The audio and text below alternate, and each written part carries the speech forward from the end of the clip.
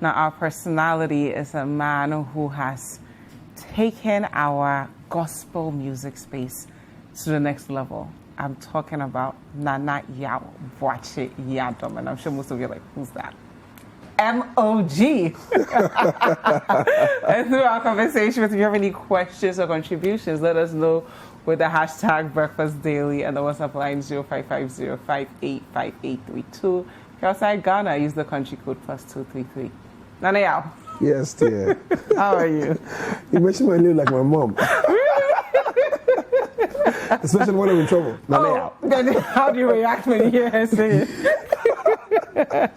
How has the journey been for you before we even get into your life? Amazing. You know, every mistake has been a lesson, and every achievement has been an addition to my life. So basically, it's been amazing. That's all I can say. Wow. Yeah. Now, me personally, I heard of you when you did Be Lifted. Right.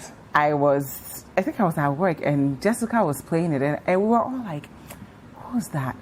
Just, the whole thing was just perfection. Yeah. You know, and some people might think you that was just the first song you've ever done. Tell us how long you've been in this space. Well, so Be Lifted was an album, and that was, I think, my third album. Wow. And I started actively recording from 2011. Okay. Yeah. Prior to that, I mean, I was just serving under leaders in the ministry, the likes of Reverend Yokai and Kwesi Otin. Yeah. So He was here yesterday. Yeah. Yeah. So basically, that's all I was doing until God graced me with the opportunity to record my own project. Yeah. Now let's talk about your life. Where did you grow up? How's life like as a child? The way you said when you get in trouble, it means you got into a few problems when you were younger. Yeah, I mean, I was very recalcitrant growing up as a child, so I met my boy, you know, TM for life. That already says everything. You know, C9, you know what I'm saying? Shout out to people from here. Yeah, C9 will hold you down, you know. Yeah, so shout outs to Sakwadi, our C9 team player. Yeah, you know, so, I mean, I grew up in Tema. I was born in the Methodist church here. My mom was a church mouse, so we were literally in church every day. And through that, we got attached to the things of God. I learned how to play all the instruments in the Methodist church. Wow. And growing up, I went to the university. I went to this other college. You know, yeah. Hey. A disco boy too. Yeah, you know, so... I hope you just did the studies, good boy, ministering, a little bit of, experimenting here and there. You know, yeah, so I went to this other college, moved on to Ghana Technology University to do my degree in information technology. Wow. That's where I connected with Apostle General Reverend Sam Kwanchi Ankara. How was that connection? Like, what happened? It was... well, the first day I went to church, he was not around. He had traveled then. Then the following week, I was invited again to come and sing. And when I came, he was there. And the way he preached, the way he led worship, his mannerism on stage, the way he communicated to people was just amazing. And when he finished service, I walked up to him to say thank you. And he rather said thank you to coming to me for coming to sing. I was like, you are the big man. I kept saying thank you. You rather saying so. I mean, that really made me humble. I was like, I would love to, you know, serve under this man of God, because at that time I was very young and I wanted something vibrant and all that. So quickly I just said, let me serve under him, and I've been there since 2011. Wow. Yeah, till date. Almost 10 years. Yeah. Now, at what point did you say, I'm going to pursue this as a career and not just, I'm good at this and it's just a hobby? Well, so for growing up as a child, I had received countless prophecies that you're going to do the work of God and all that. But in my heart, I really wanted to be a footballer because Really? Yeah. Were you good at it? Well, I was okay, you know, but I was going to get better. I just loved the game and the fact that there was a lot of money in it. So it wasn't just the passion? Yeah, it wasn't just the passion. I was seeing the way that footballers had their haircuts and the cars they were driving. And the you know, houses, like, the girls. Like, no, not the girls. Are you sure? That's what I'm looking for. Are you sure? Oh, yeah. Yeah. Your friends are watching now. Yeah. They will send comments. Yeah, so Later on, I mean, I was receiving countless prophecies, and the one that really got to me was a madman walked up to me and told me that you can't run away from the calling of God. Wow. Yeah. How old were you when that happened? I think I was 15 years. Wow. You know, I was walking my way and he was coming my direction. I said, look, I hope this guy's not come to hit me. Yeah. And he got to me and he acted like a normal human being. And he spoke and said, you're going to do the work of God. Don't run away from it. God has called you and there's nothing you can do about it. And the second one was a drunkard. Hey. He walked up to me and he said the same thing, same words. So I was like, look, I have to take this thing serious. But how important is it for us to pay attention to these things? Because sometimes God speaks to us, but we don't even connect the dots. Well, sometimes, yeah, God will say something to you. I'll say in passing and just leave it. Whether we do it or not, I mean, sometimes he lets go and looks for somebody else to do it. Yeah. But there are some things that God will keep on hitting on it, and he will use every channel, every opportunity to pass that information to you through dreams, through people, through things that happen and all that. Those are clear signs that these are something that God really wants you to pay attention to. So, I mean, for a madman to come and say this to you, I mean, and a drunkard to also come and say it to you, I mean, and the last one was I was going for a surgery, and in the bed I told God that, look, after the surgery I'm going full corporate. I'm done with music. What happened? I had something to do with my appendix, so they were taking it off, you know. And I was telling myself in the bed that, look, after this surgery, I'm going to do full-time corporate. You know, I think I just married fresh and all that, and an evangelist came to the ward, came to preach, was done, and was walking off, and he passed my bed. He came by and said, young man, God says I should tell you that the corporate job you want to do, don't worry yourself, because when you go, you will definitely come back and come and start where you left off. So it's better you start early and finish early. How old were you then? I think I was in the 28 thereabout. So from 15 to 28, God had been telling you this message. Yeah. What were you so afraid of? I wasn't afraid, but I thought like I could do other stuff. Why couldn't you just minister? You know, that was your destiny. Even though I had a passion for it, I just felt like that shouldn't be my focus. I should do other stuff, you know, and then treat that as secondary or tertiary. But I mean, God wanted me to pay attention to it as primary, and that was when I said, God, you know what? I give up. You can have your way. Do it. Yeah. And how was the early days like for you? Because you talked about serving first. It wasn't easy. I had the desire for it, and I really wanted to learn. And the interesting thing is, the moment I put my hands to it, that I'm learning, it just comes like that, effortlessly. You know, New York gives me a song to learn. I just get it like that. He teaches me how to score songs before he realizes I've done like 15 songs already. Wow. He teaches me how to write music before he realizes I've written an album. Where did you get this? Did you go to musical school as a child or something? No, I didn't. Did you have it in your family history, like maybe your dad, your mom? My mom did a little singing. Yeah, my dad, I know, has an amazing voice, but sorry, Dad. But so it was just unique. Yeah. To you. So yeah, none of my siblings sing. Wow. Yeah. How important is it because I mean, people are watching us. They're trying to do things in different fields. Yeah. To serve first and have mentors who will guide and nurture that talent that you have. One thing you can't take away from service is service grants you the ability to stay long in what you're doing. It gives you longevity. It gives you strong foundation. So when you take somebody who has served and somebody who just sprang up, the person who springs up fades away quickly than the person who has served. So service is what gives you the ability to know the do's and don'ts and how to walk your walk and talk your talk in your area of study. You know, so I would strongly recommend service for anybody who is looking at doing ministry, not just in ministry, in everything that you're doing. Basically, you have to serve under somebody, learn, you know, and to get the basic skill that you need to start your own thing and all that. Wow. So what were some of the challenges you faced in the early days? Were there at any moment where you doubted the journey, like, God, maybe this isn't for me? Well, I mean, when the doubts come, that's when the people come to, confirm that. Like, listen. Yeah, listen, bruv. And there's always someone you think is probably going to harm you. Bruv, listen, you have to focus. What is this picture we're looking at? Oh, can you guys go back? Let's go back. What is this? Oh, what are you wearing, first of all?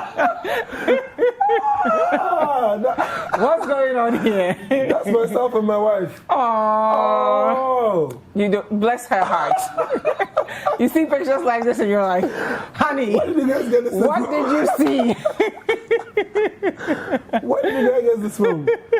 We have more. Oh my God. What was going on here? Around what time was it?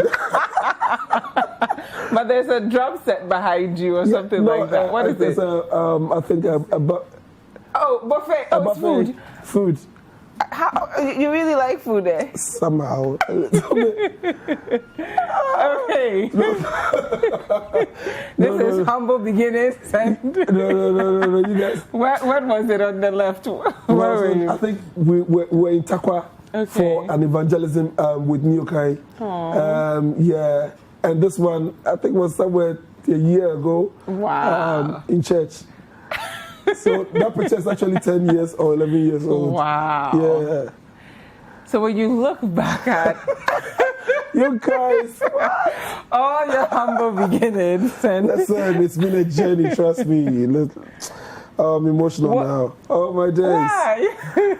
This was. Look at this. Where was this? So I was having a worship event in Tema. This was Assemblies of God. The program was Worship in His Presence. So that's when I had a worship program, and we actually filled the whole dome. This one I remember was Miracle Life Tema. The presence that we had that night was amazing, and the power of God. Where did you guys get all these pictures? Don't worry about it. How important is it for gospel musicians especially to understand that the path that they are on is a path that they've been destined to walk on, and to focus on the ministry side of things and not necessarily all the distractions that go on around us? It's interesting.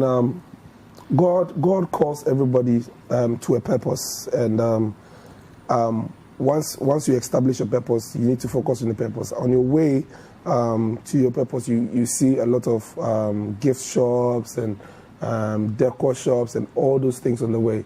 You can pick a few up, but you don't have to lose focus on your purpose. You know, the moment you begin to lose focus on your purpose, that's when you begin to sink in the water.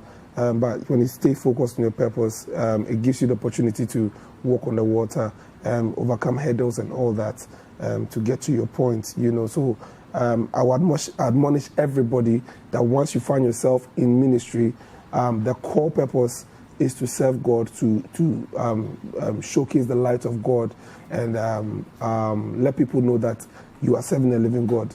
Are you mingling yourself with issues here and there? Sometimes, I mean, I have my opinion on certain issues. I want to burst out to social media and talk about them, but my purpose gives me the discipline to know that there are some people who are drawing inspiration from what I'm doing. The moment I take a stand on certain issues, it will end up denting my image and my career. So I'd rather keep quiet on it. And if I can address it behind the scenes, I do that rather than picking up my phone and going live on Instagram or Facebook and speaking my mind off issues and all that. But how do you guys do it? I mean, you're a human being. Sometimes you just want to free your mind. Before social media came, we were freeing our mind in a professional way. So that shouldn't, enhance you. I don't understand why I have the contact, or if I want to get the contact of party A, I can get it and probably say it what I want to say to the person, rather than picking the phone on social media and then. But what if the person went on social media and said, MOG has done ABC, now the whole world has heard? I don't care, I'll contact you behind the stage. I'm not going to go live on Instagram to say anything. How do you guys deal with the pressure? Because I feel like once you are in the space of ministry, everyone sees you as you're supposed to be perfect. You're not supposed to have any flaws. I know. How do you deal with that? It doesn't come on a silver platter, but the Holy Spirit helps us. You know, one of the things I pray every morning is that Father grant me self-control and humility in this race because I'm not the calm type. Oh, really? Yeah, I'm not calm at all. No. I can dirty myself. You know, those days I could really just, make a mess of myself. What's the worst thing you've ever done? Worst thing. Hey, I think I told an older somebody very old off. Oh. And he did the wrong thing, yeah. Yes, but your reaction. My reaction, everybody around overboard. realized that I was rather wrong. Aww. Yeah. And then how did you feel? I always regretted it, and it's not been once, not been twice. So it got to a certain level. It's actually Apostle General who really helped me out of it, because one of the days I called one of the guys, he was misbehaving in the church. I dragged him out and I gave him knocks. But weren't you afraid that he could beat you up? No, he's smaller, like he's so you use your strength to bully. And there were people around. Around that time. Did you blank out? Like you didn't realize that there were people around? He's been doing it over and over and over. And it was getting under. So that day I just held him, pulled him out, and I just gave it to him. But why did you just do husa? So a day before that, I think that evening I was traveling to the UK for the first time. So I went to the UK, came back, and Apostle General called me to his house. He said, "Pastor Nanaya, you're a pastor. You have to have discipline. I've made you my music pastor, and people are looking up to you. This is the video somebody sent me. Have a look." And that's how he said it? Yeah. And knowing Apostle General, he's very wild. Like, he would have gone crazy. Are you crazy? Are you mad? But he took his time and he spoke. So that told me something. Yeah. And I said, look, I have to change. And since then, I've been praying every morning that Father grants me humility and self-discipline. And it's been working. And we're glad it's been working on behalf of all the potential people you could have beaten up. Now, talk to us about the transition from serving under your mentors to saying, I'm going to work on my first album. What was that experience like? Well, I always say this, that you can always leave, but how you leave is very important. Be careful how you close the door, because you might always want to come back through that same door. So, Neokai taught me how to write a song, how to lead, how to direct a choir. Shout outs to Neokai. I was listening to his song with Uncle Atulus. Yeah. I can't sing. My voice is terrible. That's why I'm whispering. I was hoping you would join me and sing it so that, Anyway, continue. Neokai taught me a whole lot of stuff. And he was one person who always say that, I know that you guys around me are not going to stay forever, because God has brought you around me for a purpose. You're going to learn and then go out there to multiply and all that. So when the time came, I went to his house and I told him that I think I want to record an album. I was like, okay, good. Why are you doing it? How are you doing it? How are you financing it? He supported the finance in a way. Wow. Yeah, and he came to the studio to listen to the first album. He made contributions, he made changes and all that. During the lunch, he came as one of the guests, came to sing and then supported me, and not just that, he would always go ahead and get events for me and places that I have to go and sing and all that, So we have that relationship. Anytime I can go back to him, and then he would give me the counsel that I need and all that. So that's how amazing Neokai has been and all that. A new song for us. Yeah. We'll check it out and then we'll continue the conversation. Right. Let's check it out. Thank you. Thank God. Thank you. Tell us about the single. So this song, I received the song whilst I was leading worship in church. I was about wrapping up. And I just felt in my spirit that there's a song the Holy Spirit is dropping. And quickly, I told the keyboardist to keep on playing, and the words just started coming, in my spirit, just like that. Just like that? Yeah. And now you're sharing it with all of us. Yes. Where can we get it? You can get the song on iTunes, on Apple Music, Spotify, Deezer, Aftown. It's on YouTube. Okay, your YouTube channel, because we all need to subscribe. Yeah, just type MOGmusic. Please go and subscribe and click the bell button. MOGmusic, just type MOGmusic. Anywhere you type MOGmusic, I'll just show up. I'm on Instagram, MOGmusic. Everywhere. Facebook, MOGmusic. Twitter, MOGmusic. So let's just follow, and you can get my music online. All my music is online. Talk to us MOGmusic. about the experience. The experience was an experience, amazing. We did the first part of experience with love, prelude to the experience itself, somewhere last year, and then we did the experience itself this year. So by the grace of God, in September, we are bringing the whole album out. Next month. Yeah. Countdown has already started. Yeah. I hope you have some live videos for us. Yeah, The Corona times. I mean, Do you have a date yet? You don't want to tell us yet? I'm still waiting, on one or two stuff. Yeah. But once we follow you on social media and everything else. It's going to be in September, definitely. In September, Yeah. okay. Yeah. MOG, any last words for us? Well, these last words, I mean, this is what I've been saying everywhere I go, and I want to say it again because City TV, you guys have a broad network, and what I want to say is we are in an election year, and by the grace of God, this year we'll be voting. Listen to me, young guys, young ladies. If any politician comes to you and says that let's go and fight because this party A is trying to steal us or party B is trying to steal us, please ask the politician, where is your son, where is your daughter? If their daughters and their sons are not part, please don't go. Some of them have their daughters and their sons in the UK, in the US, schooling. Whilst we are voting, some of them, their children will be at home watching DSTV. Please, I beseech you by the mercies of God, don't follow any politician to go and fight. Your life is precious than the ballot box. When the time comes, just go out there, go and vote for whoever you want to vote for. Let's go back home. Let's wait for the Electoral Commission to count, and whoever wins, we shall give glory to God. So please, this is my message to all the young guys over there. I really hope that this message really goes down because everywhere I go, I say it. God bless you guys. Thank you very much, MOGmusic. Thank you. We're thankful for your life. We're thankful for everything that you live for, and we're thankful that you have the experience for us. Come September, we're gonna all go out there, buy it, and be blessed. Most definitely. Hi there. We hope you enjoyed the show. Make sure to subscribe, like, comment, and share with your friends. This is Breakfast Daily on City TV. Join the Breakfast Daily team Monday through Fridays from 7:30 a.m. to 10. Join us for breakfast daily, only on City TV.